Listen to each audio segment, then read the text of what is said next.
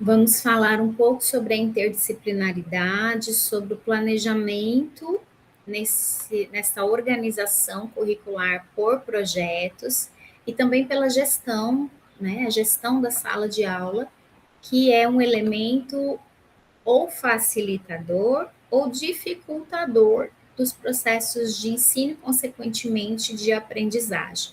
Então, quanto interdisciplinaridade, nós nos voltamos a compreender a integração desses múltiplos saberes, né? Essa compreensão, ela precisa ser ampliada com relação à própria realidade vivenciada por cada pessoa, por cada sujeito. Então, esse confronto e esse encontro dos próprios conhecimentos, dos próprios saberes com a realidade vivenciada por cada um. Então, interdisciplinaridade se volta a essa concepção que valoriza essa integração dos múltiplos saberes, dos múltiplos conhecimentos, das múltiplas realidades, das múltiplas vivências, né? No sentido de propor a superação dessa fragmentação que as próprias disciplinas propõem em âmbito de organização curricular, principalmente do ensino fundamental em diante, né? Então, a organização de um currículo por projetos, ela tende a tornar o ensino mais dinâmico e mais reflexivo, estimulando a criatividade, estimulando a cooperação, a resolução das questões vivenciadas na realidade, por uma postura de pensar criticamente acerca daquilo que é vivenciado, daquilo que é real. E exige também uma organização de ensino mais colaborativa, uma organização que privilegie o diálogo, que privilegie a cooperação, né, a troca entre essas experiências. Então, o projeto ele possibilita de uma forma dialogada e também de uma forma dialógica, ele possibilita uma organização colaborativa acerca daquilo que se constrói, principalmente dentro da sala de aula. Por sua vez, o planejamento, então, ele precisa abarcar toda essa diversidade, ele precisa abarcar essa integração entre os saberes, que é o que ao que se propõe a interdisciplinaridade. Então, um planejamento organizado por projetos interdisciplinares, ele gira em torno de temas que têm um significado, temas construídos e identificados de forma coletiva, mas que tenham verdadeiro e real significado para essas pessoas que se voltam, né, a construir esse conhecimento juntas, né? Então, a interdisciplinaridade, ela vai apresentar-se como uma alternativa de construção desse conhecimento, ou seja, uma alternativa epistemológica, né? Onde haja uma construção articulada entre esses saberes, onde haja uma construção crítica desses saberes a partir da realidade. Pode parecer algo muito ilustrativo, pode parecer algo muitas vezes longe, distante da prática docente, mas o professor que compreende a necessidade de estabelecer esses diálogos, ele compreende também que esse desdobramento ele é real. Ele compreende que ele sai deste patamar de superioridade intelectual para entender que ele está em um outro momento intelectual do que o seu estudante, do que o seu aluno, mas não no sentido de que não possa aprender algo com o seu estudante, algo com a sua criança, né?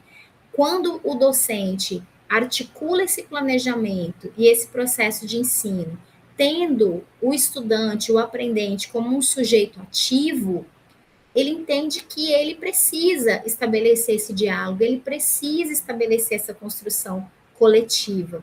E por muitas e muitas vezes, as próprias estratégias que são propostas, elas vão se redirecionando para o encontro dessas curiosidades, para o encontro dessas experiências que são trazidas pelos estudantes, né? Quantas e quantas vezes o docente faz um planejamento e dentro da sala de aula, no debate, na discussão, no diálogo, na observação, na escuta, esse planejamento, que também é flexível, ele se desdobra em outras questões, né? Ele se desdobra para outras propostas de reflexão, porque é aquilo que o estudante traz enquanto interesse, é aquilo que a criança traz enquanto curiosidade. Então, isso é um elemento essencial que precisa garantir o seu espaço dentro do planejamento por projetos em âmbito interdisciplinar. Então, essa dinâmica docente de planejar por projetos, ela também possibilita essa flexibilização do currículo, porque ele vai estar voltado integralmente para as questões sociais, para as questões culturais, também para as questões acadêmicas, mas ele vai estar voltado integralmente para a realidade desses sujeitos. E aí encontra-se com as tecnologias digitais na organização curricular por projeto, porque a intencionalidade pedagógica, quando se encontra com a realidade, as tecnologias digitais que fazem parte do cotidiano e dos contextos sociais de grande parte dos nossos estudantes, elas se apresentam também como instrumentos que agregam valor, que agregam dinamicidade, que tornam esse ensino mais colaborativo, que despertam a curiosidade também desses estudantes. Então, processos, por exemplo, que desafiam os estudantes a construírem soluções para questões trazidas enquanto problemas, enquanto soluções de questões desafiadoras mesmo dentro da sala de aula, como é, por exemplo, o princípio da gamificação, que não precisa ser só digital, né? Mas também que existem instrumentos analógicos que também são gamificados. Por exemplo, as nossas boas e antigas gincanas também são um processo de gamificação, né? A própria curadoria das informações, que precisa ser um elemento trabalhado dentro das salas de aula também, de como é que esse estudante, esse aluno, ele vai se portar diante da gama de informações que nos traz a inteligência artificial. Então, apresentar isso como uma otimização do tempo, como uma possibilidade de gestão do tempo, é algo real e algo possível. Algo que, por exemplo, precisa ser o centro do debate nas nossas salas de aula. Porque a inteligência artificial, que é uma reunião de várias inteligências que não são artificiais, porque o conhecimento ele é produzido pela humanidade, mas a inteligência artificial articula, engendra, ela possibilita essa união entre essas várias inteligências que existem. Então, a criticidade diante dessa inteligência artificial é o que vai fazer com que esses sujeitos da aprendizagem, eles também personalizem a sua própria aprendizagem. Eles façam essa curadoria dessas informações, eles aprendam a estruturar essas pesquisas, aprendam a utilizar bases de dados confiáveis, aprendam a trabalhar de uma forma mais colaborativa, por exemplo, em plataformas que permitam, de forma simultânea, que todos os estudantes realizem atividades e façam essa curadoria, e façam esse processo de avaliação em pares. Então, são propostas que, quanto mais os estudantes são envolvidos de uma forma ativa, mais eles também se apropriam dos seus processos de aprendizagem. Então, a gestão dessa sala de aula, enquanto um ambiente acolhedor, um ambiente que acolhe a diversidade, que acolhe a diferença, mas que acolhe propostas metodológicas diversificadas também, que acolhe uma organização de um currículo de forma viva, de forma dinâmica, por meio desses relacionamentos entre as pessoas, né? Que acolhe os próprios combinados que precisam ser construídos de forma coletiva, que acolhem, por sua vez, né? Todas as propostas trazidas também pelos estudantes, que são de interesse deles, que são frutos da curiosidade também. Então, um ambiente acolhedor, ele garante uma gestão de sala compartilhada e uma gestão de sala de maneira colaborativa, né?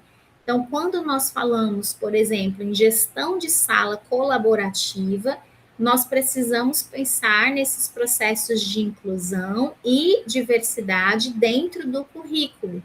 Porque se vivenciamos esse currículo de maneiras diferentes, por olhares diferentes, tendo necessidades e especificidades diferenciadas, para garantir essa participação efetiva, eu preciso que esse currículo seja inclusivo. Então, por exemplo, um professor que consegue mapear essas especificidades de aprendizagem junto com os seus estudantes, um professor que consegue mapear as habilidades que já foram alcançadas e as que precisam ser resgatadas, porque a própria Base Nacional Comum Curricular traz uma perspectiva de planejamento espiralado, de retomar conceitos, de retomar objetivos, de retomar habilidades ao longo da educação básica. Então, isso dialoga muito com os processos interdisciplinares também, que são esse fundamento do currículo organizado por projetos. Então, é preciso que, enquanto docentes, a garantia dessa participação efetiva, ela passe pelo reconhecimento desses diferentes ritmos de aprendizagem, desses diferentes modos, né, de expressividade, as diferentes identidades que se constituem dentro da sala de aula também, para que o currículo não esteja a favor do reforço desses preconceitos e dessas desigualdades, mas sim que o currículo se manifeste como uma prática viva, como uma prática diversa, como uma prática inclusiva. Nada mais humano e nada mais justo que os processos de ensino se alinhem àquilo que o sujeito traz enquanto demanda, aquilo que ele traz enquanto interesse, porque ele é o centro da aprendizagem.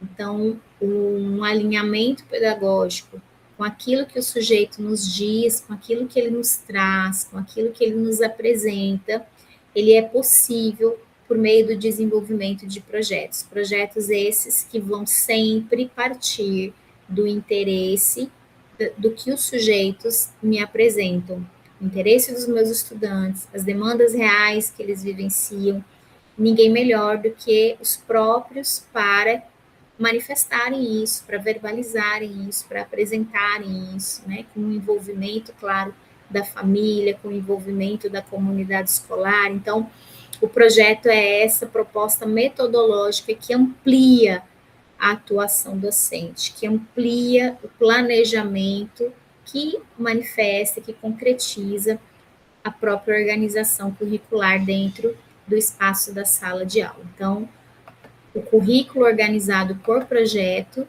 é esta possibilidade de um desdobramento a partir da realidade, a partir da identificação daquilo que os sujeitos trazem enquanto potencial, enquanto demanda, enquanto também finalidade de estarem ali naquele espaço coletivo. Então, essa escuta por parte do docente, ela é fundamental para traçar novos horizontes, para traçar novas perspectivas, e o projeto é uma via de acesso a essa possibilidade de inovação pedagógica também.